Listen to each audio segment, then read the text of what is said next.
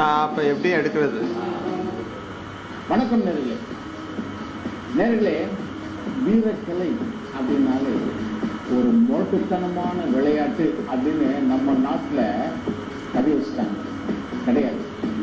வீரக்கலை மிக மிக புத்திசாலித்தனமான ஒரு விளையாட்டு, ஒரு கலை, வாழ்க்கைக்கு மிக மிக தேவையான கலை.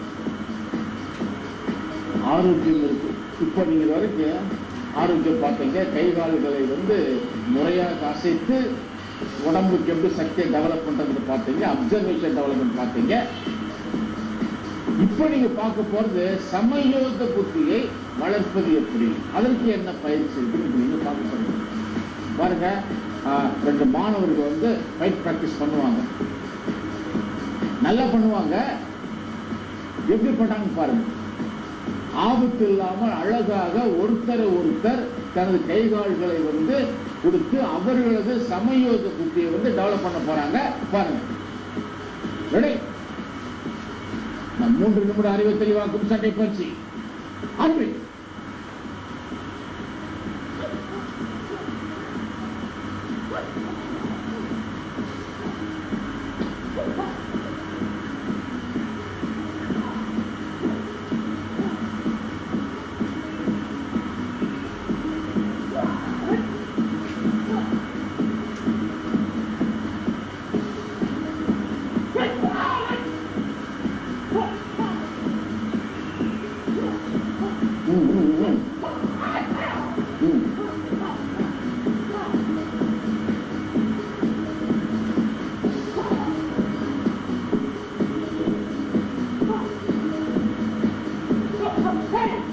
அது குடு குடு குடு.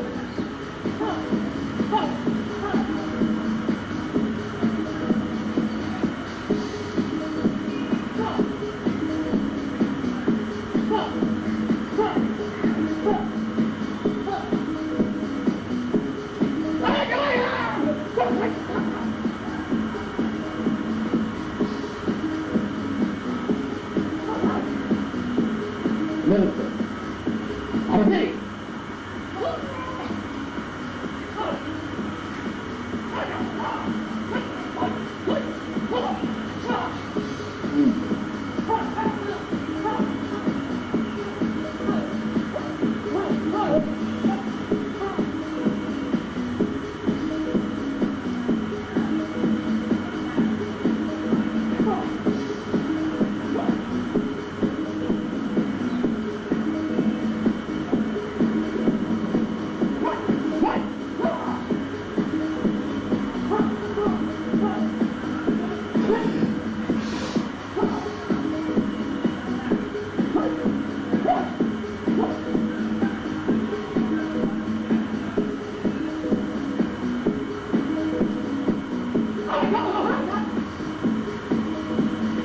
நேர்களே, இப்போ இந்த ஃபைட் பிராக்டிஸ் பண்ணதை பார்த்தீங்க.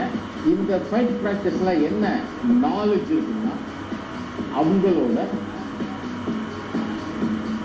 சமயோக புத்தி டெவலப் பண்ணக்கூடிய பயிற்சி. அதுக்கு தான் பண்ணணும், வேற எந்த இதுவும் அதெல்லாம் டச்சே பண்ணாம அவர்களது டெக்னிக்ஸ், அவர்கள் என்ன தெரியுமோ அதை கொடுத்து ஒருத்தர் அடிக்க வந்தால் தடுத்து அந்த நேரத்தில் நாம் என்ன செய்ய வேண்டும் அப்படின்ற பிரெயினை நாம கொண்டு வரணும், ரெடி பண்ணணும். அதுக்குண்டான பயிற்சி தான் பண்ணணும்.